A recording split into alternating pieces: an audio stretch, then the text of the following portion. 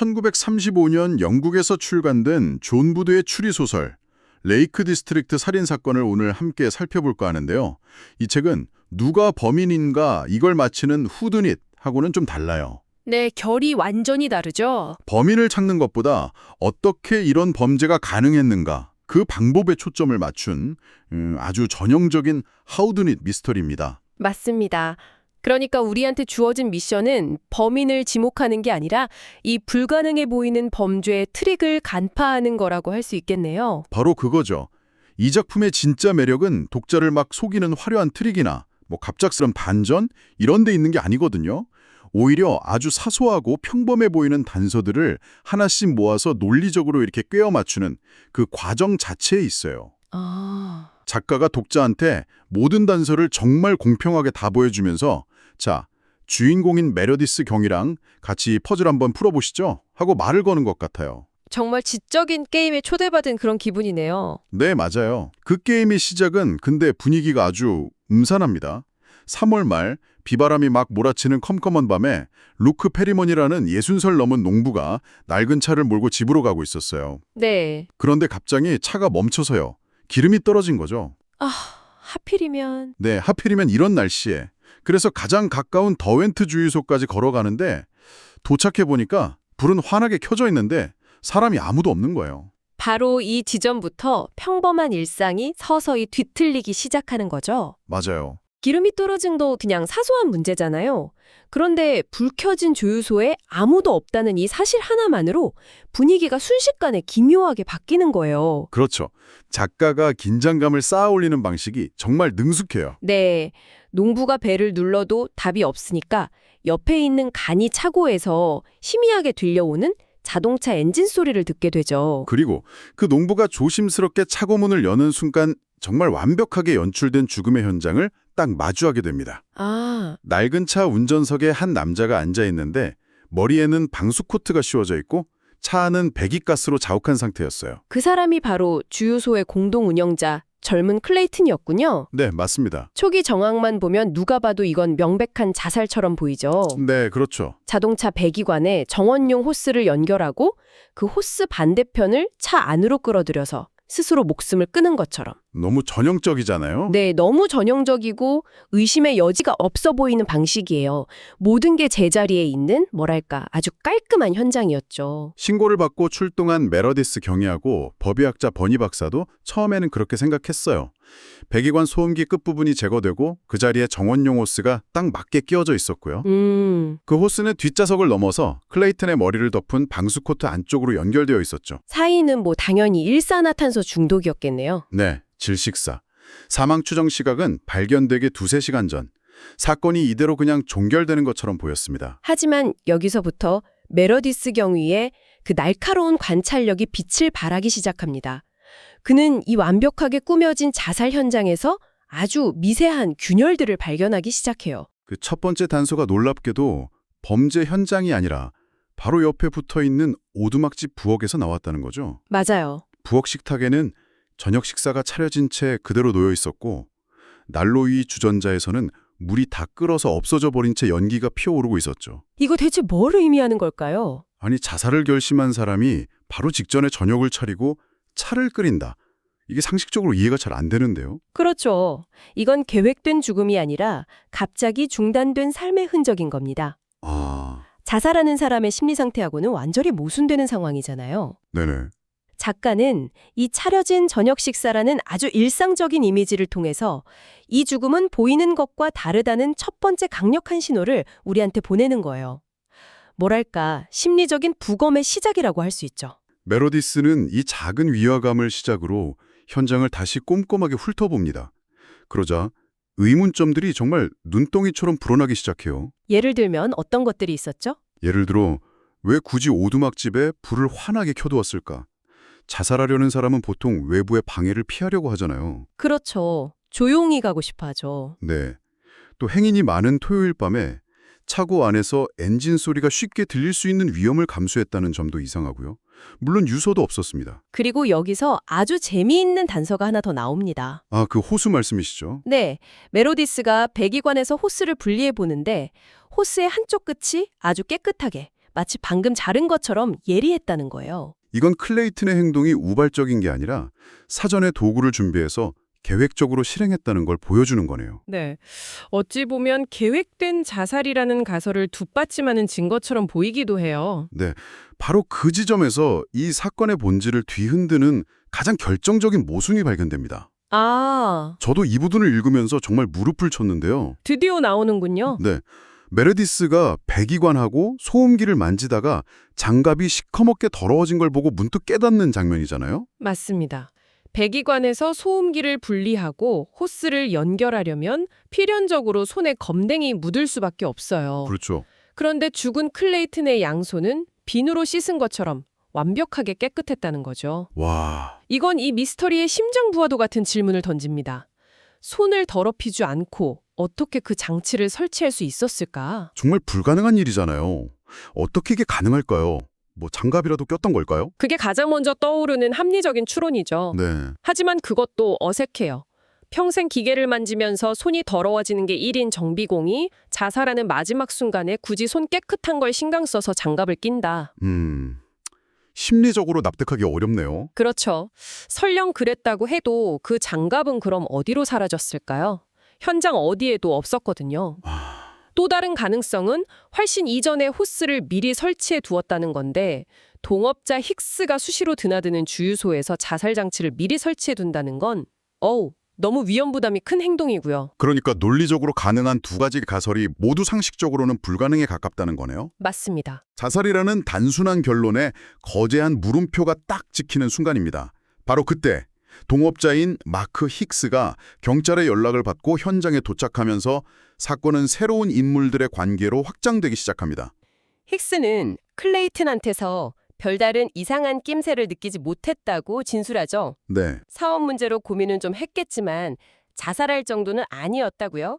그러면서 클레이튼에게 곧 결혼할 약혼녀 릴리 리드가 있었다는 중요한 정보를 알려줍니다. 그리고 다음 날 메로디스가 약혼녀 릴리를 찾아가면서 자살설은 완전히 박살나고 맙니다. 아, 그랬군요. 릴리의 증언에 따르면 두 사람은 아무런 문제도 없었고 바로 다음 달인 4월 초에 결혼해서 캐나다로 이민 갈 계획이었다는 거예요. 이민까지요. 네, 심지어 캐나다로 가는 배편 티켓까지 예약해둔 상태였죠. 와, 이건 미래에 대한 희망과 계획으로 가득 찬 사람이었던 거네요. 그렇죠. 자살 동기가 전혀 없다는 가장 강력한 증거입니다.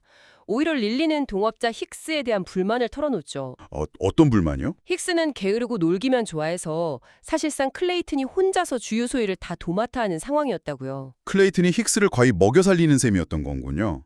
네, 딱 그런 상황이었던 거죠. 이 모든 정황을 종합한 메로디스는 상사인 톰슬 경정에게 이 사건이 자살로 위장된 살인일 가능성이 매우 높다고 보고하고 본격적인 살인사건 수사로 전환됩니다. 그렇죠.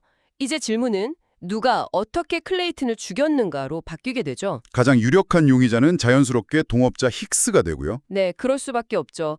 클레이튼이 죽으면 주유소의 지분을 모두 상속받게 되거든요. 동기가 충분하네요. 네. 게다가 클레이튼이 캐나다로 이민을 가버리면 동업 관계도 깨지고 자기 생계도 막막해지니까 그걸 막으려 했을 동기도 충분해 보이죠. 그래서 메로디스가 힉스를 다시 찾아가 추궁하는데 여기서 또 한 번의 반전이 일어납니다. 어떤 반전이죠? 힉스는 사건 추정 시각에 펜리스라는 다른 지역의 호텔 바에 있었다는 완벽한 알리바이를 가지고 있었던 거예요. 아, 완벽한 알리바이. 고전 추리소설에서 완벽한 알리바이만큼 의심스러운 건 없죠. 맞아요. 하지만 일단은 수사에 제동이 걸린 셈입니다. 네. 게다가 메로디스가 장작 창고를 확인해 보니까 범행에 사용된 호스가 그곳에 있던 코일에서 잘려나간 게 확실해 보여요. 이건 범인이 주요소 내부 사정을 잘 아는 인물, 즉 힉스일 가능성을 더 높여주는데 그런데 알리바이는 요지부동인 상황인 거죠. 네, 수사가 막다른 길에 부딪혔을 때 새로운 증인들이 나타나면서 사건의 타임라인이 훨씬 더 명확해집니다. 아, 증인들이요? 네, 우편 집배원은 저녁 6시쯤 클레이튼을 만났는데 결혼을 앞두고 농담을 할 정도로 아주 명랑한 상태였다고 증언하고요. 프레디 호그라는 청년은 저녁 7시 35분쯤 주유소 앞을 지나가다 입구에 서서 자기에게 손을 흔들어주던 클레이튼을 봤다고 증언합니다. 프레디 호그의 증언이 결정적이네요. 그렇죠. 이걸로 살인이 일어난 시각이 저녁 7시 35분에서 농부가 시체를 발견한 9시 30분 사이, 약 2시간 이내로 좁혀지게 됩니다. 그리고 동업자 힉스가 떠난 후에도 클레이튼은 멀쩡히 살아있었을 뿐만 아니라 아주 기분 좋은 상태였다는 게 확인된 거죠. 자, 그럼 이제 수사팀은 정말 미궁에 빠진 겁니다. 네, 맞아요. 명백한 살인인데 가장 유력한 용의자는 범행 시각에 현장에 없었어요. 그래서 메로디스는 방향을 바꿔서 클레이튼의 재정 상태를 조사하기 시작하는데 여기서 이 사건의 두 번째 심장부라고 할 수 있는 또 하나의 거대한 미스터리가 수면 위로 떠오릅니다. 바로 돈 문제죠. 맞습니다. 클레이튼의 개인 계좌에서 무려 2,000파운드가 넘는 거액이 발견된 겁니다. 2,000파운드. 지금 우리에겐 그렇게 큰 돈처럼 안 들릴 수도 있는데 1935년 당시에는 이게 어느 정도 가치였을까요? 그게 핵심입니다. 당시의 물가나 가치를 현재 기준으로 환산해 보면 대략 15만 파운드 이상, 우리나라 돈으로는 2억 5천만 원이 훌쩍 넘는 어마어마한 돈입니다. 2억 5천이요? 와. 작은 시골 주유소 주인이 가지고 있기에는 상상하기 어려운 액수죠. 이건 거의 복권에 당첨된 것과 맞먹는 수준이에요. 그런 거액을 가진 사람이 왜 계속 기름 냄새 맡으면서 주유소 일을 하고 있었을까요? 그것도 이상하네요. 그렇죠. 게다가 돈이 들어온 방식은 더 기이합니다. 아, 맞아요. 그 1파운드 지폐. 네. 지난 7년간 50에서 100파운드씩 여러 차례에 걸쳐서 전부 1파운드 지폐 연금으로만 입금되었다는 거예요. 이건 누가 봐도 정상적인 돈이 아니잖아요. 그렇죠. 마치 추적을 피하려는 듯 아주 전형적인 자금 세탁의 방식처럼 보이기도 하고요. 아, 이 거액의 발견으로 사건은 완전히 새로운 국면으로 접어듭니다. 단순한 동업자 간의 갈등에서 비롯된 살인이 아니라 이 비밀 자금을 둘러싼 훨씬 더 크고 어두운 무언가가 배후에 있을 수 있다는 가능성이 열린 거죠. 클레이튼이 혹시 협박을 당하고 있었을까요? 아니면 오히려 그가 누군가를 협박하고 있었을 수도 있고요. 그러던 중 부검 결과가 나오면서 마지막 의문점 하나가 풀립니다. 네. 클레이튼의 시신에서 수면제의 일종인 트리오날 성분이 검출된 거예요. 아, 트리오날. 이거 서로 자살 가능성은 이제 0%가 됩니다. 완전히 사라진 거죠. 네. 트리오날은 당시에도 의사의 처방이 있어야만 구할 수 있는 강력한 약물이었어요. 클레이튼이 이걸 우연히 가지고 있다가 자살에 사용했을 가능성은 사실상 없죠. 그렇겠네요. 범인이 그를 약물로 먼저 잠들게 한 뒤 저항할 수 없는 상태에서 자살로 위장해서 살해했다는 것이 과학적으로 증명된 셈입니다. 사건은 명백한 살인으로 확정됐고 이제 남은 질문은 동기입니다. 누가, 왜? 그렇죠. 메로디스는 주요소 가정부였던 스윈리 부인을 신문하는데 그녀는 사건 며칠 전 힉스가 클레이튼에게 사업에서 빠지면 당신에게 더 안 좋을 것이라고 위협하는 걸 엿들었다고 진술해요. 오, 힉스에 대한 의심이 다시 짙어지는 순간이네요. 네, 바로 그 순간이요. 하지만 바로 그 순간 약혼녀 릴리의 아버지에게서 걸려온 전화 한 통이 그 동기마저 날려버립니다. 아, 또요? 네, 클레이튼이 남긴 그 2,000파운드가 넘는 유산이 유언장에 따라 약혼녀인 릴리에게 상속된다는 소식이었어요. 아, 힉스한테 가는 게 아니고요? 네, 만약 힉스가 돈을 노렸다면 클레이튼의 유언장 내용을 몰랐을 리가 없죠. 결국 돈 때문에 죽였다는 동기는 성립하지 않게 됩니다. 치적 문제일 가능성도 조사해봤지만 릴리에게는 클레이튼 외에 다른 남자가 없었다고 하고요. 결국 상황을 정리해보면 이렇습니다. 가장 유력한 용의자는 완벽한 알리바이를 가졌고 돈이나 질투 같은 가장 그럴듯했던 살인 동기들은 전부 설득력을 잃었어요. 와, 버린 거죠. 깨끗한 손, 차려진 저녁 식사, 그리고 2,000파운드의 비밀 자금. 이 모순으로 가득한 단서들을 메러디스는 과연 어떻게 꿰뚫고 진실을 향해 나아갈 수 있을까요? 여기까지가 레이크 디스트릭트 살인사건의 첫 부분입니다. 우리는 한 남자의 죽음이 교묘하게 조작된 살인임을 확인했고 수많은 풀리지 않는 수수께끼를 마주했습니다.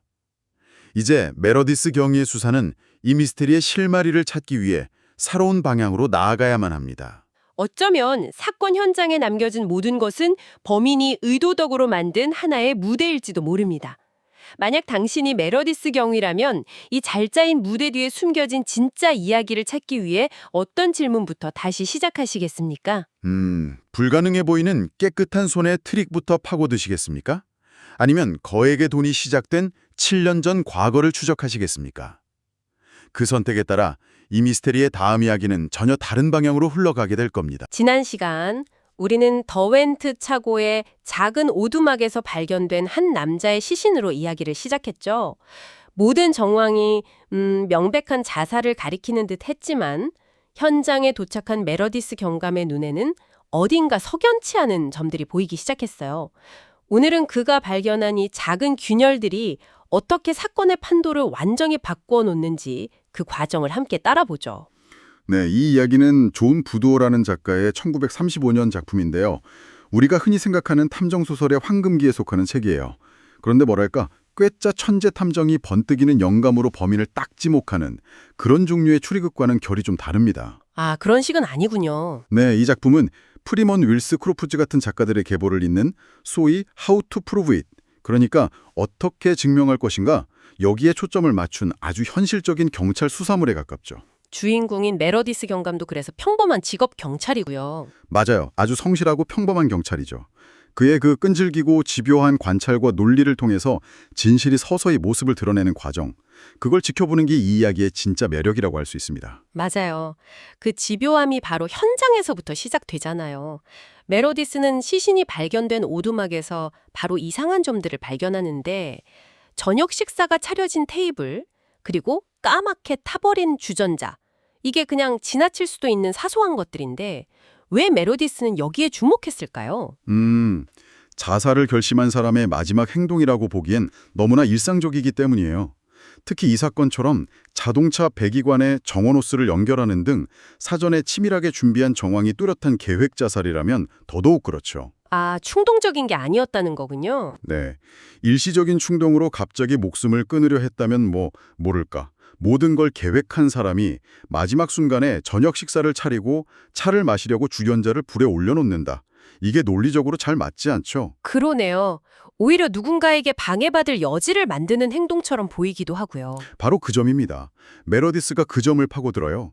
만약 차고에 온 손님이 아무런 응답이 없어서 주변을 살피다가 오두막 창문에 불이 켜진 걸 본다면 어떻게 할까요? 당연히 그쪽으로 와서 문을 두드리겠죠. 자살을 계획한 사람이 굳이 외부의 방해를 유도할 만한 상황을 만들 이유가 전혀 없는 거예요. 이 작은 부조화가 메러디스의 첫 번째 의심의 씨앗이 된 거죠. 그렇게 정황상의 의심이 시작됐는데 그걸 뒤집을 만한 결정적인 물증이 필요했겠군요. 메러디스가 처음으로 발견한 물리적 증거는 뭐였죠? 바로 피해자 윌리엄 클레이튼의 손이었습니다. 배기관에서 소음기를 분리하고 그을음이 가득한 호스를 연결했다면 당연히 손이 더러워져야 하잖아요. 그렇죠. 기름때 같은 게 묻었겠죠. 그런데 그의 양손은 비누로 씻은 것처럼 놀랍도록 깨끗했어요. 약간의 묵은 때는 있었지만 최근에 기름이나 그을음을 만지는 적은 전혀 없었죠. 아, 그 깨끗한 손이요? 정말 결정적이네요. 그 자체로 자살이 아니라는 강력한 증거가 될 수 있으니까요. 그렇죠. 이게 바로 앞서 말씀드린 How to Prove It 소설의 진수예요. 번뜩이는 영감이 아니라 이런 물리적 불가능성을 차근차근 증명해 나가는 과정이 중요한 거죠. 물론 메러디스는 두 가지 가능성을 또 생각해요. 클레이튼이 장갑을 꼈거나 아니면 아주 오래전에 호스를 연결해 놓았을 수도 있다는 거죠. 하지만 이것들도 설득력이 떨어져요. 정비사가 손 더러워지는 게 싫어서 장갑을 낀다는 것도 좀 어색하고. 그렇죠. 자살 도구를 동업자에게 들킬 위험을 무릅쓰고 미리 설치해 둔다는 것도 상식 밖의 일이죠.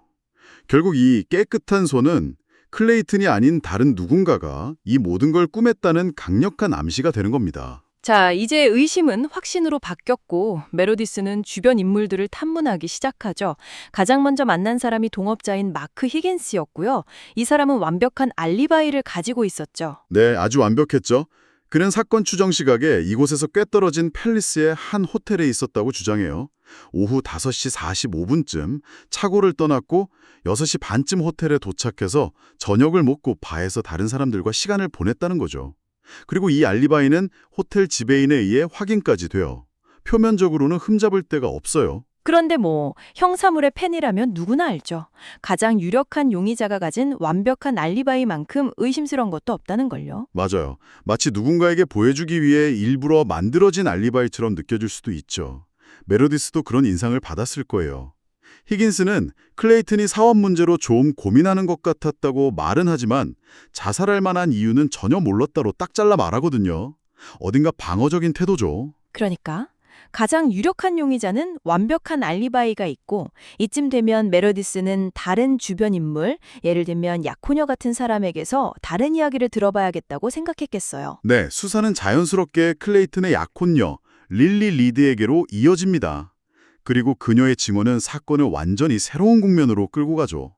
두 사람은 4월 초에 결혼해서 캐나다로 완전히 떠날 계획이었다는 거예요. 아, 캐나다로 이주요? 네, 심지어 승선권까지 이미 예약해둔 상태였고요. 와, 미래를 그렇게 구체적으로 계획하던 사람이 갑자기 자살을 선택했다는 건 정말 상상하기 어렵네요.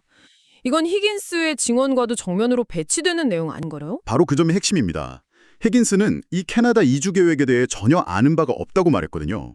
릴리 리드의 말을 따르면 클레이튼은 혼자서 차고의 모든 실무를 도맡아 했고 히긴스는 이름만 올려놓고 이익만 챙겨가는 잠자는 동업자에 불과했어요. 아, 만약 클레이튼이 캐나다로 떠나버리면 히긴스는 황금알을 낳는 거위를 잃게 되는 셈이죠. 와, 그렇다면 이건 자살 동기가 아니라 오히려 히긴스에게 아주 강력한 살해 동기를 적용하는 거네요? 그렇죠.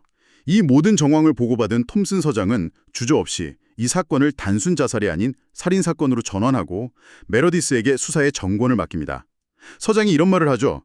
자네가 토끼를 몰기 시작했으니 끝까지 쫓아가게. 이제부터 메러디스의 진짜 수사가 시작되는 거예요. 이제 정식으로 살인사건이 됐으니 메러디스는 다시 히긴스를 찾아가겠군요. 캐나다 이주 계획과 유언장 같은 민감한 문제들을 직접적으로 물어보기 위해서요. 맞습니다. 히긴스는 클레이튼의 재산이 당연히 자신에게 상속될 거라고 믿고 있었어요. 그런데 메러디스가 캐나다 이야기를 꺼내자 처음 듣는다는 듯이 아주 놀라는 연기를 하죠. 여기서 중요한 건 연기라는 거예요. 그의 반응은 어딘가 부자연스러웠어요. 어떤 점에서 부자연스러웠나요? 특히 나중에 클레이튼이 유언장을 통해 약혼녀 릴리에게 2,000파운드가 넘는 거액을 남겼다는 사실을 들었을 때 그의 첫 반응은 순수한 놀라움이 아니었어요. 메러디스가 보기엔 두려움과 의심에 가까웠죠. 너무 늦게 과장되게 놀라는 척하는 그의 모습에서 진실되지 않음을 간파한 거예요. 이 미묘한 심리 변화를 메러디스는 절대 놓치지 않죠. 그런 심리적인 압박과 함께 수사를 통해 객관적인 증언들도 속속 확보되죠. 네, 브레이스웨이트의 우체부가 중요한 증언을 해요. 히긴스가 차고를 떠난 후인 저녁 6시경에 클레이튼을 만났는데 결혼을 앞두고 농담을 할 정도로 아주 명랑한 상태였다는 거예요. 날씨처럼 맑아 보였다고 표현할 정도였으니까요.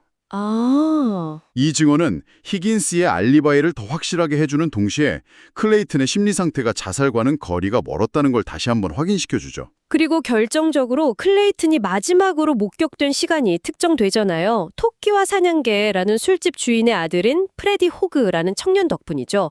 그는 캐주역에서 영화를 보고 자전거를 타고 돌아오던 저녁 7시 35분경 차고 입구에 서 있는 클레이튼을 봤다고 증언해요.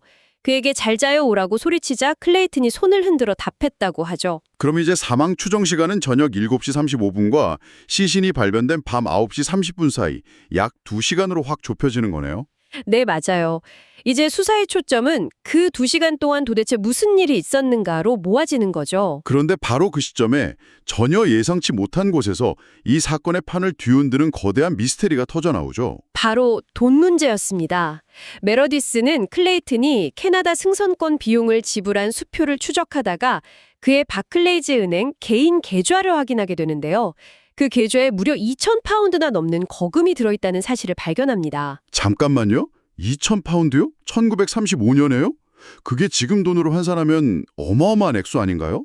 평범한 시골 정비사가 어떻게 그런 큰 돈을 가지고 있었던 거죠? 바로 그 점이 모두를 충격에 빠뜨린 거죠. 당시 2,000파운드는 정말 엄청난 돈이었어요. 더 놀라운 건 이 돈이 차고의 수익과는 전혀 무관하다는 점이에요. 아, 그래요? 네, 지난 7년간 50파운드에서 100파운드 사이에 현금 다발로, 그것도 불규칙하게, 하지만 꾸준히 입금되었다는 거예요. 은행 지점장조차 이 돈의 출처를 전혀 짐작하지 못했죠. 허. 평범한 정비사였던 클레이튼은 대체 어디서 이런 거액의 돈을 벌어들였을까요? 이 발견으로 사건은 단순 살인을 넘어 클레이튼의 숨겨진 과거와 정체에 대한 의문으로 확장됩니다. 절도? 밀수?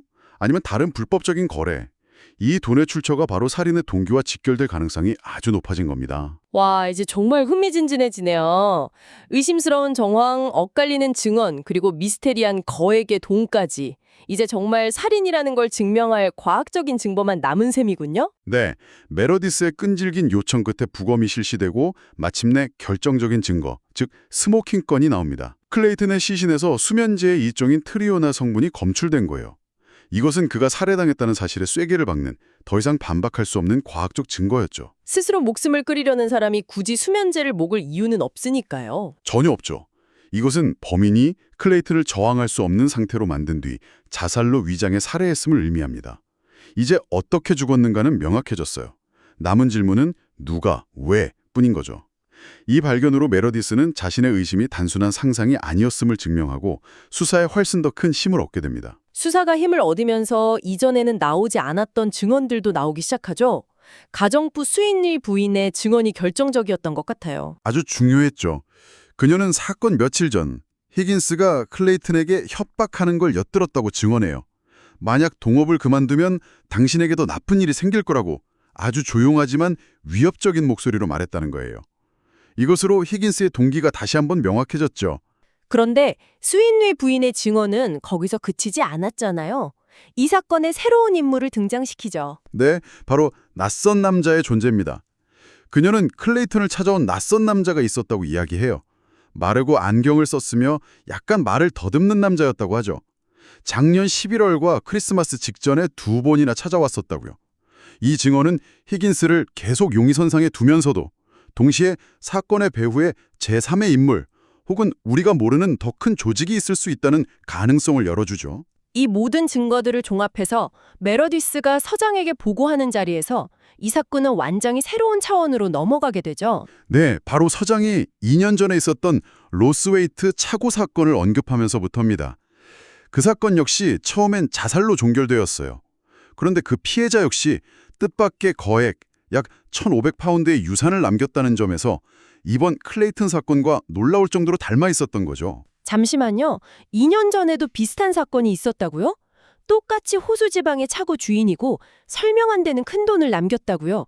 이건 우연이라고 보기엔 너무 기묘한데요. 그렇죠. 이 순간 메러디스는 깨닫게 돼요. 자신이 쫓고 있는 것이 단순히 한 명의 살인범이 아닐 수도 있다는 것을요. 두 사건의 피해자는 모두 차고를 운영했고 둘 다 설명할 수 없는 큰돈을 남겼어요. 이 기묘한 요사성은 클레이튼의 죽음이 단순한 개인 간의 원한이나 금전 다툼이 아닐 수 있다는 강력한 암시인 겁니다. 이제 사건은 명백한 살인으로 규정되었고 용의선상에는 동업자 히긴스, 어쩌면 약혼녀 닐리 리드, 그리고 아직 정체가 드러나지 않은 말을 더듬는 남자까지 올라와 있어요. 그런데 이제는 클레이튼이 남긴 2,000파운드의 출처와 2년 전 유사 사건까지 연결되면서 이 죽음 뒤에 훨씬 더 복잡하고 거대한 비밀이 숨어 있다는 게 분명해졌네요. 청취자 여러분께서도 한번 생각해 보시면 좋을 것 같아요. 서로 다른 시간과 장소에서 일어난 두 개의 죽음. 두 죽음을 연결하는 유일한 고리는 예상치 못한 거액의 유산과 차고라는 직업적 공통점이에요. 과연 어떤 종류의 범죄가 이런 기이한 패턴을 만들어낼 수 있을까요? 메로디스 경감은 이제 한 건의 살인사건이 아닌 거대한 미스터리 입구에 서 있는지도 모릅니다. 다음 시간에는 이 두 사건의 연결고리를 파헤치기 위한 그의 다음 행보를 따라가 보겠습니다. 오늘 우리가 함께 살펴볼 책, 존 부드의 호수지방 살인사건인데요. 이 책의 매력이 뭐랄까 셜록 홈즈 같은 그런 번뜩이는 천재탐정 얘기가 아니라는 점이죠. 네, 맞아요. 아주 현실적인 수사 과정을 보여주죠. 시스템과 절차, 그리고 정말 끈질긴 노력으로 사건을 해결해 나가는. 바로 그겁니다. 주인공 메러디스 경감은 정말 성실한 전문가, 그런 느낌이 강하거든요. 그렇죠. 지난 이야기에서 클레이튼의 죽음이 이제 자살로 위장된 살인사건일 가능성이 커졌잖아요. 그래서 메러디스 경감은 사건의 유일한 실마리, 바로 그 외딴 주유소를 방문했던 석유 트럭 한 대에 모든 수사력을 집중하고 있습니다. 네, 그 트럭의 운전사 프린스와 배틀, 이 두 사람에게서 과연 뭘 알아낼 수 있을지가 관건이죠. 메러디스 경감 앞에 앉은 두 남자의 모습이 그야말로 정반대입니다. 아, 그 묘사 장면이요. 정말 그렇죠. 네, 배틀이라는 남자는 황소 같은 목에 거대한 체구, 인상도 좀 둔해 보이고요. 반면에 프린스는 몸집은 작지만 눈치가 빠르고 활기 넘치는 딱 봐도 런던 토박이 같은 그런 스타일이에요. 그렇죠. 그런데 이 두 사람이 도엔트 주유소에 늦게 도착한 이유에 대해서 아주 그럴듯한 이야기를 들어놓습니다. 아, 그 엔진 고장 이야기요? 네. 오는 길에 크록 엔진에 문제가 생겨서 잠시 멈췄었다는 거예요. 그리고 저녁 7시 30분에 주유소를 떠나서 기지로 돌아갔다고 아주 명확하게 진술하죠. 언뜻 들으면 뭐 전혀 문제될 게 없는 완벽한 알리바이처럼 들리죠. 네, 완벽해 보이죠. 네. 정말 완벽한 알리바이처럼 들리는데 바로 여기서 메러디스 경감의 진가가 드러나는 것 같아요. 그는 그냥 그렇군요 하고 넘어가지 않죠. 맞아요. 곧바로 핵시호행인 프레디 호그에게 전화를 겁니다. 이 전화 한 통 때문에 모든 것이 뒤집히잖아요. 바로 그 지점입니다. 이 소설이 왜 뛰어난 경찰 절차물인지를 보여주는 분기점이죠. 호그가 정확히 그 시간에 자전거를 타고 그 길을 지나갔는데 어떤 트럭도 보지 못했다고 증언하죠. 이게 정말 결정적인 거죠. 네, 만약 트럭이 7시 30분에 떠났다면 불과 5분 뒤인 7시 35분에 그 길을 지난 호그가 그 큰 트럭을 못 봤을 리가 없거든요. 그렇죠. 이건 단순한 시간착오가 아니에요. 명백한 거짓말이죠. 이제 프린스와 배틀은 참고인에서 유력한 용의자로 신분이 바뀌는 겁니다. 보통의 추리소설이라면 이제 형사가 막 니네들 거짓말이 탄로 났다 하면서 용의자들을 몰아붙이는 장면이 나올 법도 한데요. 네, 그럴 것 같죠? 근데 메러디스는 그렇게 하지 않더라고요. 오히려 한 발 물러서는 것 같아요. 맞습니다. 여기서 그의 노련함이 드러나는 거죠. 그는 개인의 거짓말을 파고드는 대신에 그들이 속한 시스템 전체를 보기로 합니다. 아, 왜 이들이 거짓말을 해야만 했을까라는 더 근본적인 질문을 던지는 거예요. 용의자들을 바로 압박해서 입을 닫게 만드는 대신에 그들이 평소처럼 움직이게 놔두고 그 행동 패턴 뒤에 숨겨진 더 큰 구조를 파악하려는 전략이죠. 와, 그게 바로 시스템으로 수사한다는 것의 핵심이군요. 네, 그렇습니다. 그래서 메러디스는 이들을 풀어주고 며칠 뒤에 또 다른 의문의 죽음이 있었던 로스웨이트 주유소에서 바로 그 트럭을 다시 발견하는군요. 그리고는 마치 그림자처럼 몰래 다가가서 그들의 대화를 엿듣습니다. 이 대화 내용이 정말 흥미로워요. 전혀 평범한 운전사들의 대화가 아니에요. 맞아요. 무슨 암호처럼 들리죠? 맞죠. 무언가 체계적이고 비밀스러운 작전이 진행되고 있음을 강하게 암시합니다. 특히 그 대화에서 OW라는 이니셜이 나오잖아요. 네. 이걸 듣는 순간 메로디스는 직감적으로 그게 석유회사 전체의 소유주인 옴즈비 라이트를 가리킨다는 걸 깨닫죠. 정말 소름 돋는 순간이었어요. 그렇죠. 갑자기 이 사건의 판이 완전히 달라지는 느낌이거든요. 네, 외딴 시골 주요소에서 벌어진 살인사건인 줄 알았는데 갑자기 조직의 최상층부까지 연루된 거대한 기업 범죄의 냄새가 나기 시작하는 겁니다. 정확합니다. 이제 메러디스는 두 개의 퍼즐을 동시에 풀어야 하는 상황에 놓인 거예요. 두 개의 퍼즐이요? 네. 하나는 누가 클레이튼을 죽였는가라는 살인사건의 퍼즐. 그리고 다른 하나는 이들이 벌이고 있는 비밀스러운 사업의 정체는 무엇인가라는 사기 행각의 퍼즐이죠. 그리고 그는 이 두 가지가 별개의 사건이 아니라 하나의 뿌리에서 나온 것이라고 확신하기 시작합니다. 아, 더 큰 그림, 그러니까 이 불법적인 사업의 실체를 밝혀내야만 살인범을 잡을 수 있다는 걸 깨달은 거군요. 바로 그겁니다. 그래서 다음 행선지가 바로 석유회사 기지군요. 그곳의 공식 운행 일지를 확인해보니 운전사들이 주장한 대로 저녁 8시 35분에 기지에 복귀했다고 버젓이 기록되어 있습니다. 증인 프레디 호구의 증언과는 완전히 정면으로 배치되는 상황이죠. 누구의 말이 진실일까요? 공식 기록을 믿어야 할지 아니면 한 개인의 증언을 믿어야 할지. 하지만 그 공식 기록이라는 것도 자세히 들여다보면 허점투성입니다. 어떤 허점이요? 예를 들어 메로디스가 직접 목격했던 그 로스웨이트 주유소 배달 같은 경우는 아예 기록에선 누락되어 있어요. 아, 이건 이 운행일지 자체가 신뢰할 수 없는 조작된 문서라는 강력한 증거가 되죠.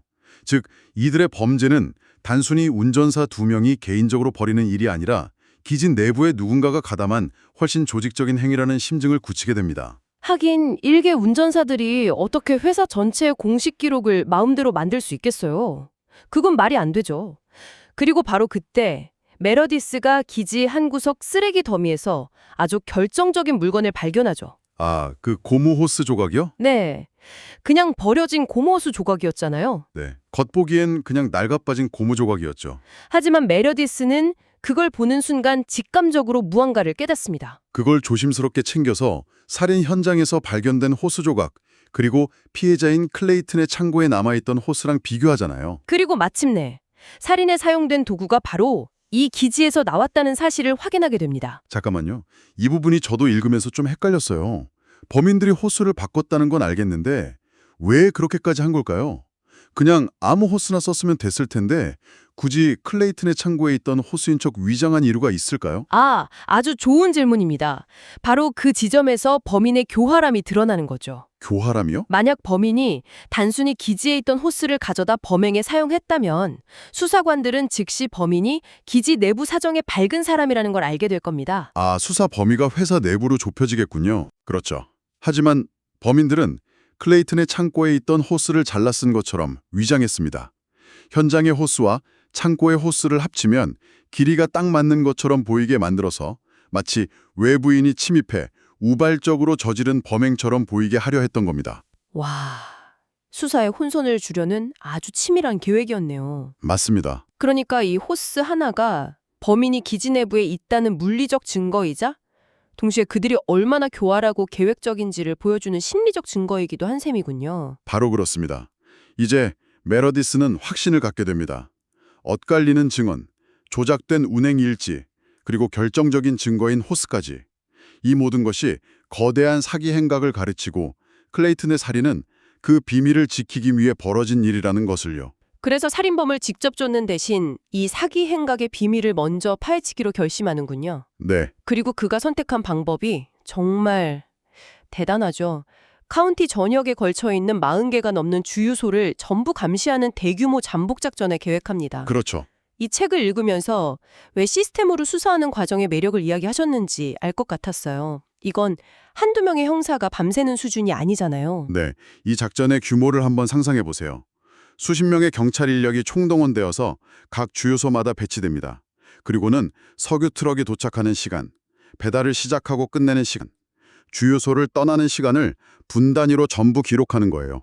우리가 영화나 소설에서 흔히 보는 그런 번뜩이는 영감을 가진 천재 탐정의 모습과는 거리가 멀죠. 네, 대신 하나의 단서를 잡기 위해 방대한 인력과 자원을 투입하는 끈기 있고 철두철미한 실제 경찰의 수사 과정을 아주 현실적으로 보여주는 대목입니다. 작전이 시작되고 며칠 동안은 아무 일도 일어나지 않죠. 네, 긴장감이 흐리죠. 트럭은 운행일지에 기록된 그대로 아주 정직하게 배달을 계속하고요.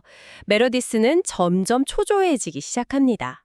혹시 자신의 계획이 범인들에게 쇠어나간 건 아닌지, 아니면 자신의 추리 자체가 완전히 틀린 것은 아니었는지 의심하게 되죠.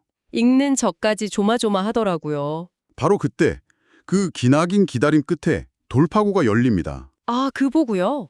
가장 외딴 곳에 있는 스탠리 홀 주유소를 감시하던 경찰관으로부터 긴급 보고가 들어온 거죠. 장부에는 없는, 계획에 없던 배달이 이루어졌다는 거. 네, 무려 200갤런의 추가 배달이었어요.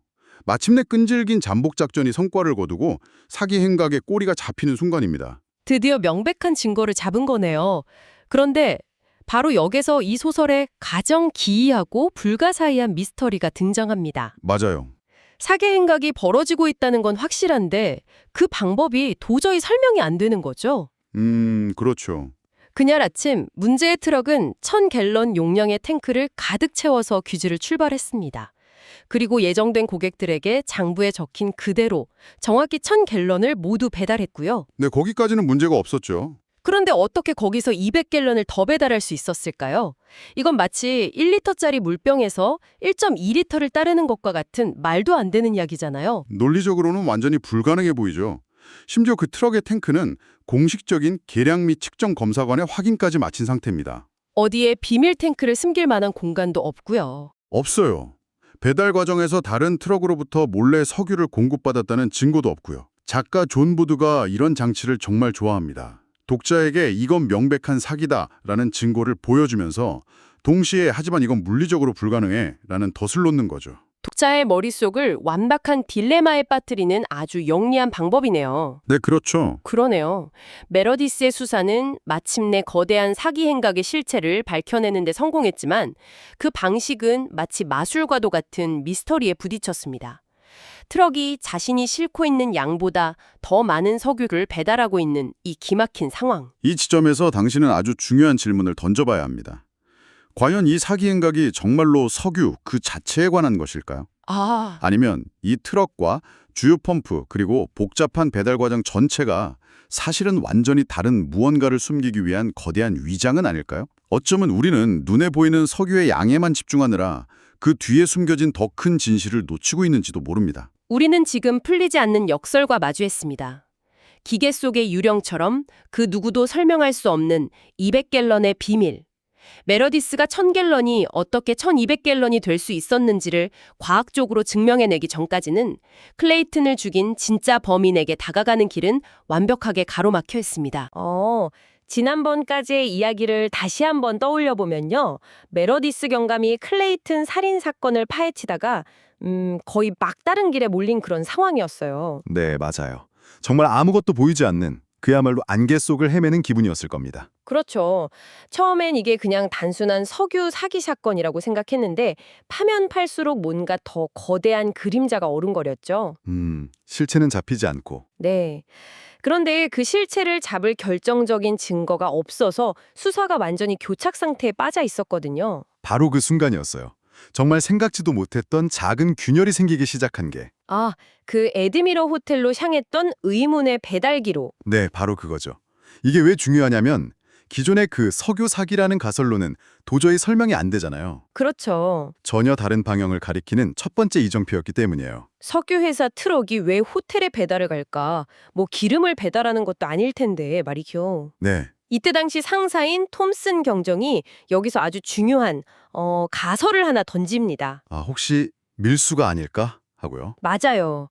구체적으로는 술, 주류 밀수 말이에요. 이 가설 하나가 나오면서 모든 판이 뒤집히기 시작합니다. 메로디스는 뭐 곧장 이 가설을 확인하러 움직이죠. 네. 그의 첫 번째 목적지가 바로 비스헤드 양조장이었습니다. 그 에드미럴 호텔이 바로 그 양조장 소속의 주점이었으니까요. 그렇죠. 어쩌면 당연한 수순처럼 보이는데 여기서부터 이 사건의 스케일이 완전히 달라져요. 아, 그 소유주를 확인하는 부분이군요. 석유 회사의 소유주를 확인하는데 아마 이 책을 읽으시면서 이 부분에서 깜짝 놀라셨을 것 같아요. 와, 저는 정말 소름이 돋았어요.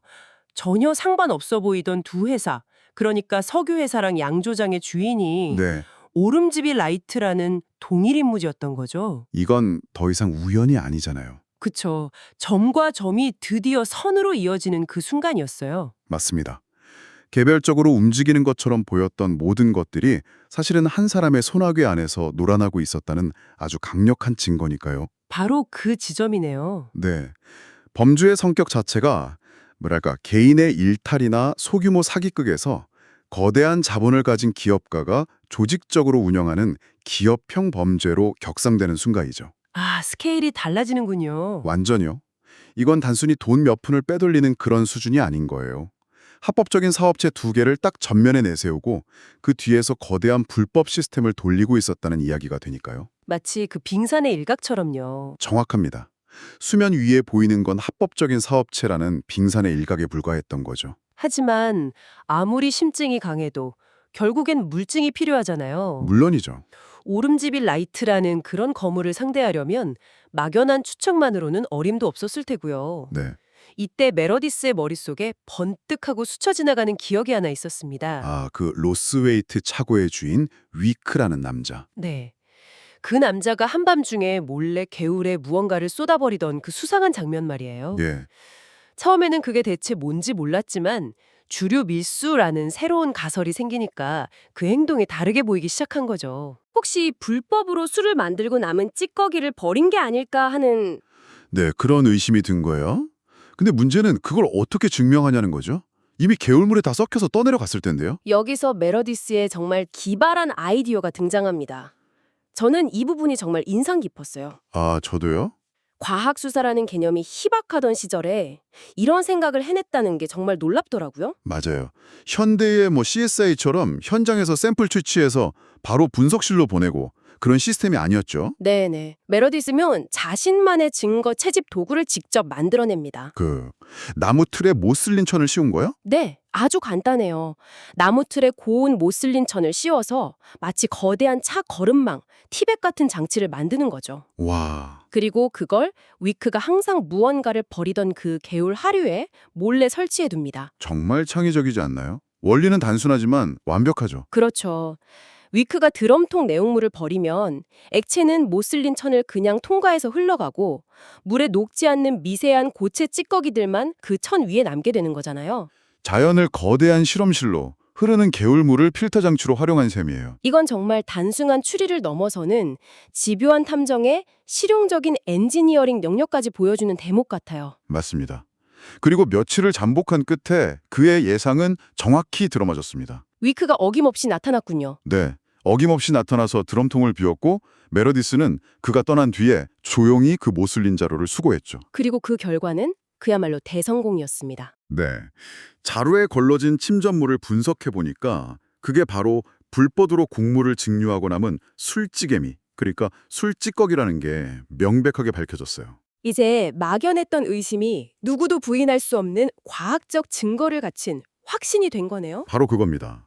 여기서 중요한 건 이 증거 하나가 가진 파급력이에요. 아, 이게 단순히 위크가 불법적인 일을 했다에서 그치지 않거든요. 그 차고들이 전부 다 노녹석유 회사 소유였죠. 맞아요. 위크가 일하는 로스웨이트 차고, 그리고 클레이튼이 살해된 더웬트 차고, 이 모든 장소들이 노녹석유 회사, 즉 오름지비 라이트 소유였거든요. 아, 그러니까 이 불법 증류의 배후에 오름지비 라이트가 있다는 걸 직접적으로 겨눌 수 있는 첫 번째 창이 생긴 셈이네요. 바로 그거죠. 자, 그럼 이제 증거는 확보했어요. 불법 증류를 하고 있다는 건 확실해졌고요. 그럼 다음 질문은 당연히 어디서가 되겠네요. 네, 그렇죠. 그렇게 대규모로 술을 만들려면 증류 시설이 필요할 텐데 도대체 어디에 그런 걸 숨겨놓았을까요? 메로디스는 다시 사건의 시작점으로 돌아갑니다. 바로 클레이튼이 살해된 장소, 더웬트 차고로요. 이건 굉장히 대담한 추론이에요. 보통 범죄자들은 범죄 현장을 최대한 빨리 벗어나려고 하잖아요. 그렇죠. 그런데 메로디스는 역으로 생각한 거죠. 가장 위험한 장소가 오히려 가장 안전한 은신처가 될 수 있다는 그 심리를 파고든 겁니다. 등잔 밑이 어둡다는 말을 그대로 수사에 적용한 거네요. 네, 차고를 다시 샅샅이 뒤지던 메로디스의 눈에 평범해 보이는 찬장 하나가 들어옵니다. 근데 좀 이상했어요. 문이 굳게 잠겨 있었거든요. 맞아요. 어렵게 문을 열어보니까 내부는 또 텅 비어 있었고요. 여기서 보통 사람이라면 그냥 비어있는 찬장이라고 지나칠 수도 있잖아요. 그렇죠. 근데 바로 그 비어있음이 가장 강력한 단서였습니다. 아, 한번 생각해 보세요. 텅 빈 공간을 뭐하러 굳이 자물쇠까지 잠궈둘까요? 그러네요. 그건 그 비어있음 자체가 무언가를 숨기기 위한 위장이란 뜻이거든요. 메로디스는 그 역설을 웃히지 않았습니다. 그래서 찬장 바닥을 두드려 보는 거죠. 마침내 발견하죠. 교묘하게 위장되어 있던 나무 문턱을 뜯어내자 바닥에 숨겨진 함정문이 나타났습니다. 그 문을 열고 내려갔을 때 정말 입이 떡 벌어지는 광경이 펼쳐졌을 겁니다. 차고 건물 전체의 지하를 아우르는 거대한 비밀 공간이에요. 네, 거기에 완벽한 최신식 증류 설비가 갖춰져 있었던 거예요.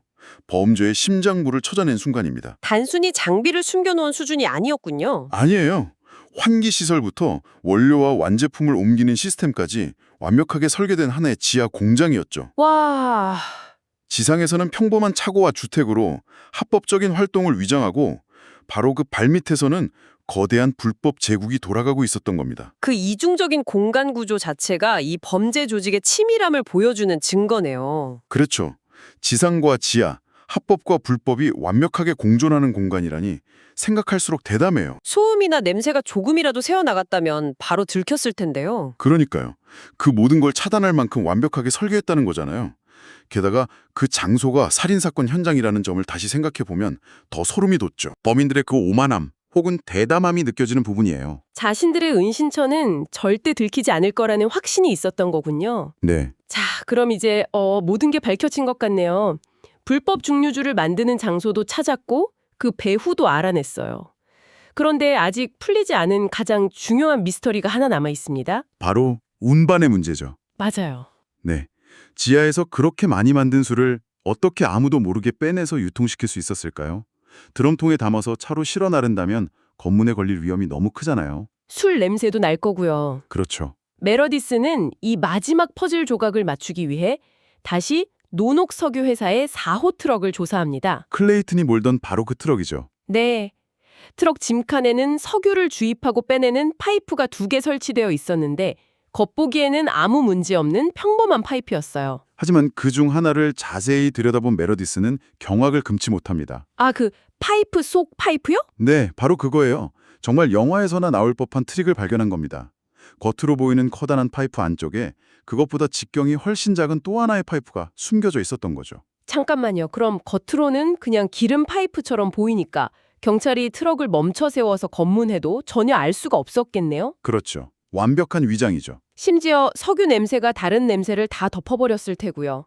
와, 이건 정말 상상도 못했어요. 합법적인 석유 배달이라는 행위 자체가 범죄를 위한 가장 완벽한 알리바이가 되어준 겁니다. 시스템이 어떻게 되는 거죠, 그럼? 이랬어요. 차고 지하실의 증류 탱크와 이 비밀 파이프를 연결해요. 그리고 겉으로는 주유소에 기름을 넣는 것처럼 위장하면서 실제로는 그 비밀 파이프를 통해 지하에서 만든 술을 트럭 안에 비밀 탱크로 옮겨 담는 거죠. 합법적인 사업 도구를 범죄의 동맥으로 만들어버린 거네요. 네. 이건 단순히 사업체를 방패막이로 쓰는 걸 넘어서는 훨씬 더 고차원적인 방식입니다. 매일 정해진 노선을 다니는 석유 트럭을 이용하니까 그 누구의 의심도 살 필요가 없었고요. 바로 그 점이 이 범죄의 가장 지능적인 측면입니다. 가장 안전한 곳은 가장 의심받지 않는 곳이라는 원칙을 철저하게 따른 거죠.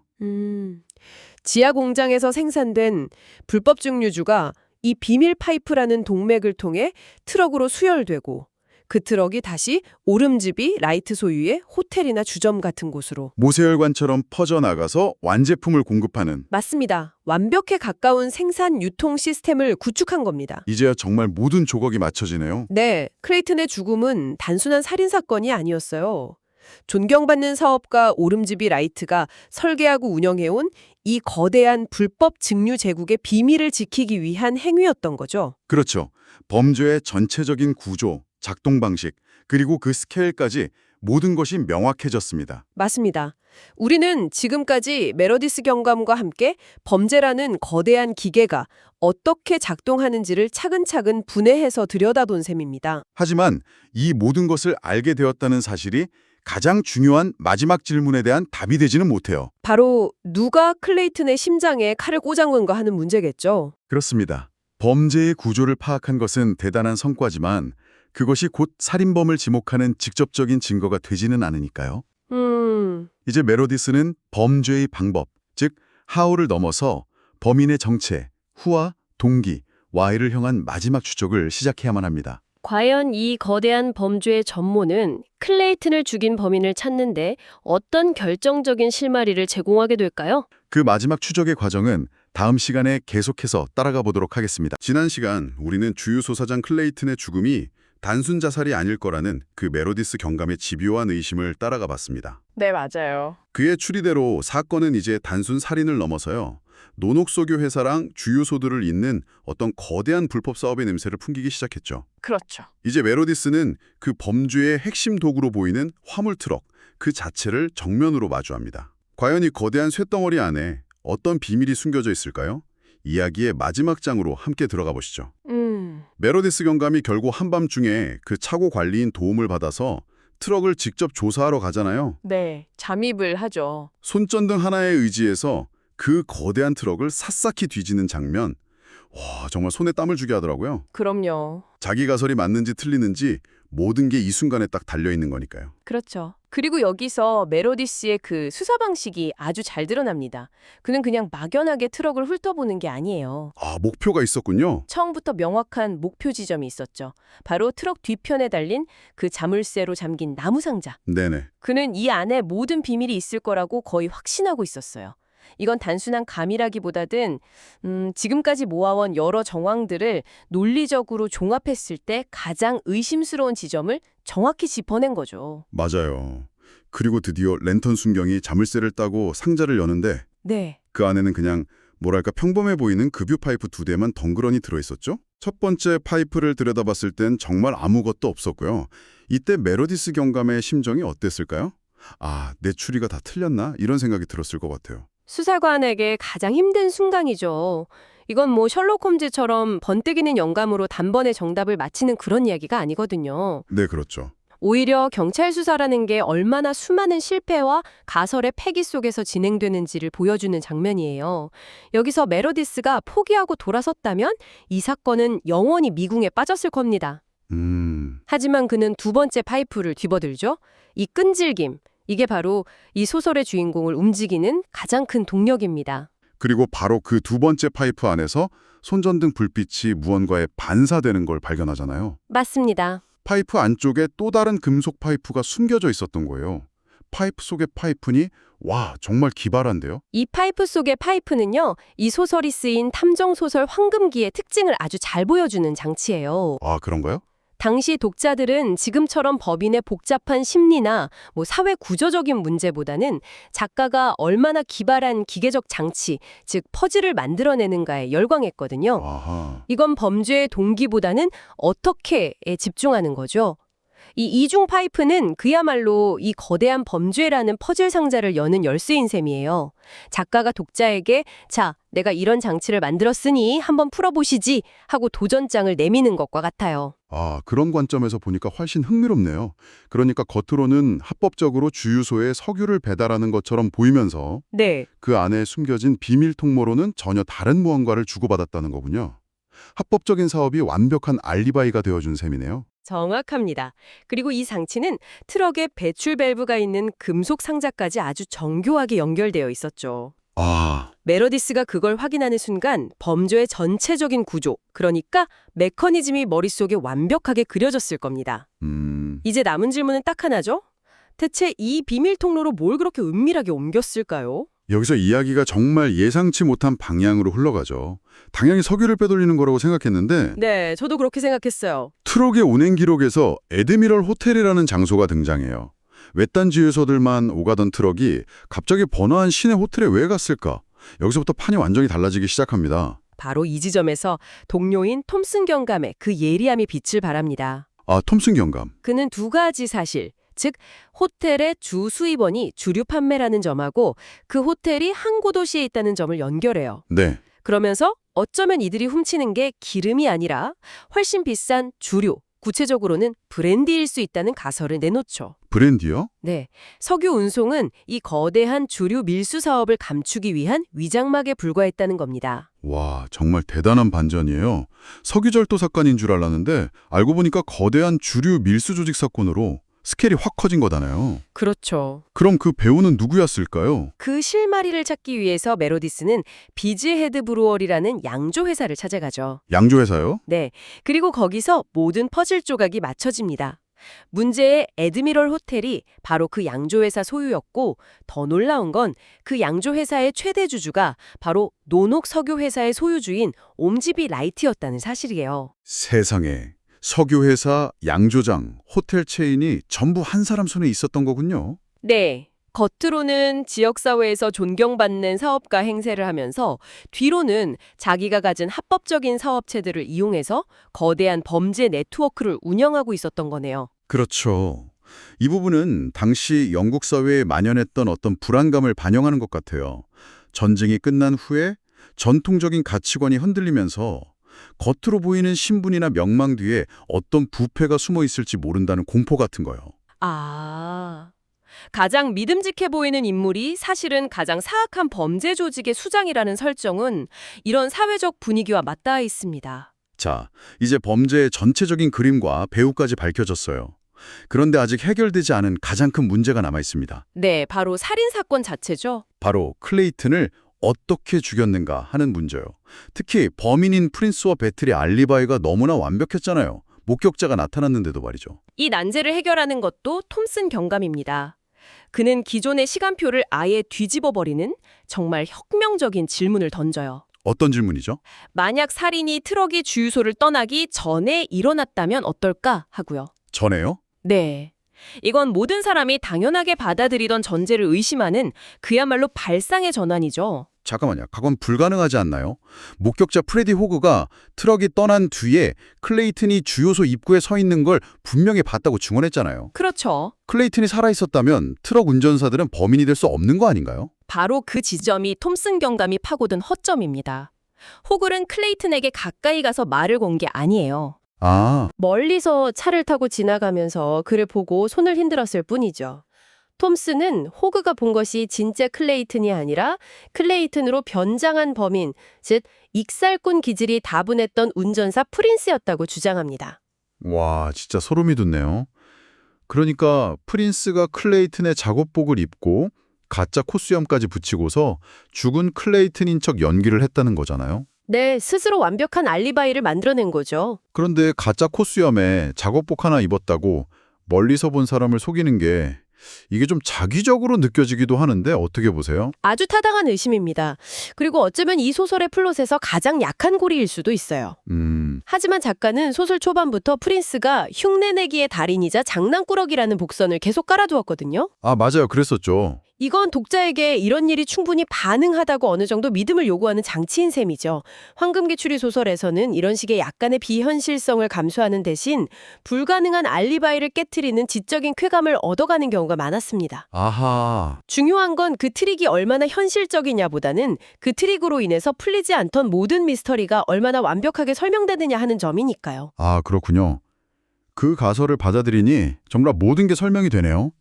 왜 굳이 복잡하게 일산화탄소 발생 장치를 썼는지, 명백한 목격자가 있는데도 왜 알리바이가 성립했는지. 전부 다요. 먼저 클레이튼을 약으로 잠재운 뒤에 살해하고 프린스가 변장해서 목격자에게 얼굴을 비추고 유유히 트럭을 타고 떠난 뒤에 멀리서 장치를 작동시켜 범행을 마무리했다.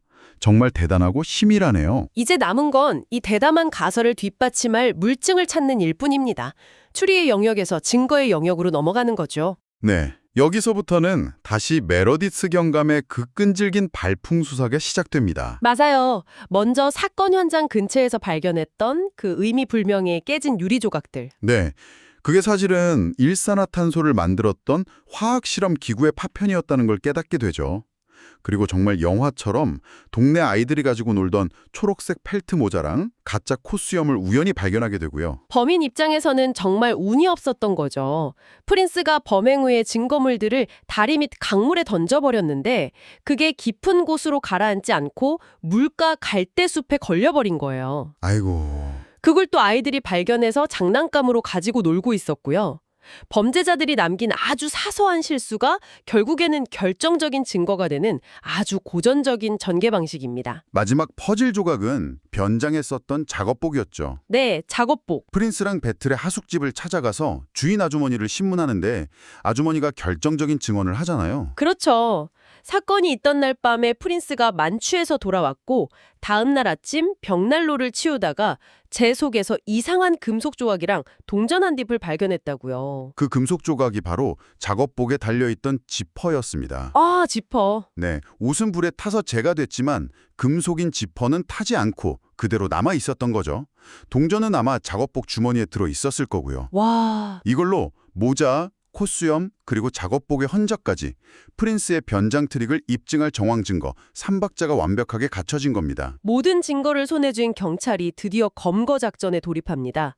조직의 우두머리인 옴즈비라이트부터 살인범 프린스와 배틀, 그리고 전국의 공범들까지 동시에 체포하기 위해서 모든 팀이 자정에 맞춰서 동시에 움직이죠. 이 장면은 이 소설이 단지 한 명의 천재 탐정에 의존하는 이야기가 아님을 보여줍니다. 아, 그러네요. 잘 조직된 경찰이라는 시스템이 거대한 범죄 조직을 어떻게 일망타진하는지를 보여주는 상징적인 장면이죠. 개개인의 추리가 모여 거대한 작전이 되고 그 작전이 법 집행이라는 결과로 이어지는 과정을 아주 실감나게 묘사하고 있어요. 메로디스 경감이 직접 프린스와 배틀의 하숙집을 덮쳤을 때 두 사람은 너무나 순순히 체포에 응하죠? 네, 체념한 듯이. 이미 모든 걸 체념한 사람들처럼요. 그리고 그들의 방에서 범행에 쓰인 황산과 옥살산병까지 발견되면서 톰슨 경감의 추리는 한 치의 오차도 없는 사실로 최종 증명됩니다. 이렇게 한적한 호수 지방의 작은 주요소에서 시작된 의문의 죽음은 사회 저명 인사가 배후에 있는 거대한 주류 밀수 제국을 무너뜨리는 것으로 막을 내립니다. 네. 작은 단서 하나 놓치지 않은 메로디스 경감의 끈기와 동료들의 날카로운 통찰력이 함께 만들어낸 승리라고 할 수 있겠네요. 그리고 이 모든 공로를 인정받아서 메로디스 경감은 톰슨 경감이 있는 칼라일 본부의 경정으로 승진하면서 이야기는 끝을 맺습니다. 아주 만족스러운 결말이었어요. 오늘 우리는 존 버드의 레이크 디스트릭트 살인사건의 마지막 여정을 함께했습니다. 화려한 천재 탐정의 번뜩이는 영감보다는 평범한 경찰관들의 성실하고 끈기 있는 수사가 어떻게 거대한 악을 무너뜨리는지 생생하게 지켜볼 수 있는 시간이었네요. 이 책이 오늘날의 우리에게도 던지는 질문이 있는 것 같아요. 우리는 보통 평온한 일상 속에서 살아가지만 그 이면에는 우리가 전혀 상상하지 못하는 비밀들이 숨겨져 있을 수 있다는 거죠. 가장 평범해 보이는 장소와 가장 신뢰받는 인물 속에 어쩌면 가장 거대하고 어두운 진실이 감춰져 있을지도 모릅니다. 여러분께서 오늘 이 이야기를 들으시고 우리가 발딛고 있는 이 현실의 표면 아래에는 또 어떤 이야기들이 흐르고 있을지 한 번쯤 상상해 보시는 건 어떨까요?